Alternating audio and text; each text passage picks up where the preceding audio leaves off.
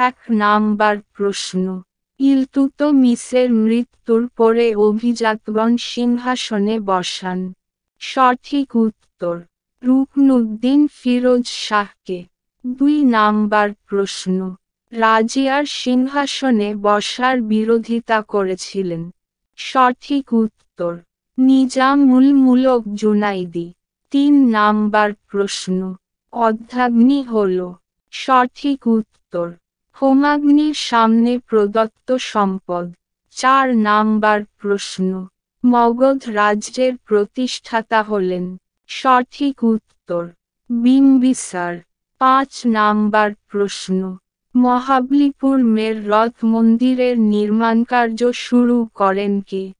সঠিক উত্তর প্রথম নরসিংহ বর্মন। 6 নাম্বার প্রশ্ন। পুলকেশী কথার অর্থ। সঠিক উত্তর মহান সিংহ। 7 নাম্বার প্রশ্ন। পাল রাজারা কোথায় বৌদ্ধধর্ম প্রচারের জন্য দূত পাঠিয়েছিলেন? সঠিক উত্তর তিব্বত। 8 নাম্বার প্রশ্ন।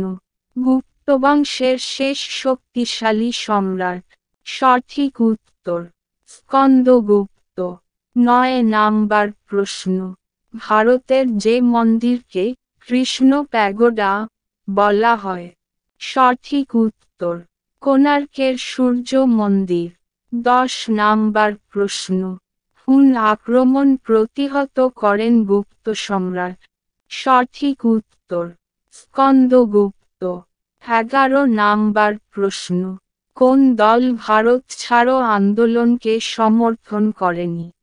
সঠিক উত্তর communist party of India. 12 number প্রশ্ন। হরপ্পা সভ্যতায় সমাজের যে শ্রেণীর মানুষদের প্রাধান্য বেশি ছিল? সঠিক উত্তর পুরোহিত। 13 নাম্বার প্রশ্ন। হরপ্পার বৃহৎ শস্যাগারের দৈর্ঘ্য ছিল? সঠিক উত্তর 200 ফুট। 14 নাম্বার প্রশ্ন। মেহেরগড় সভ্যতার একটি কেন্দ্র হল? সঠিক উত্তর রানাঘুন্ডাই। 15 নাম্বার প্রশ্ন। মহাবীর প্রয়াত হন? সঠিক উত্তর 72 বছর বয়সে। 16 নাম্বার প্রশ্ন। হায়েরোগ্লিফিক লিপিতে অক্ষর আবিষ্কৃত হয়েছে? সঠিক উত্তর 270টি। 17 নাম্বার প্রশ্ন। গৌতম বুদ্ধ কোন বংশে জন্মগ্রহণ করেছিলেন?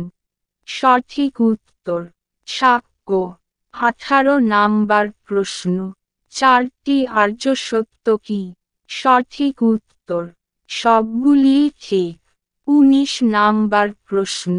সর্বশেষ মৌর্য সম্রাট ছিলেন? সঠিক উত্তর বৃহদ্রথ।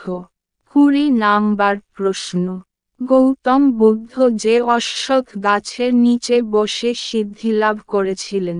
সঠিক উত্তর বোধি বৃক্ষ।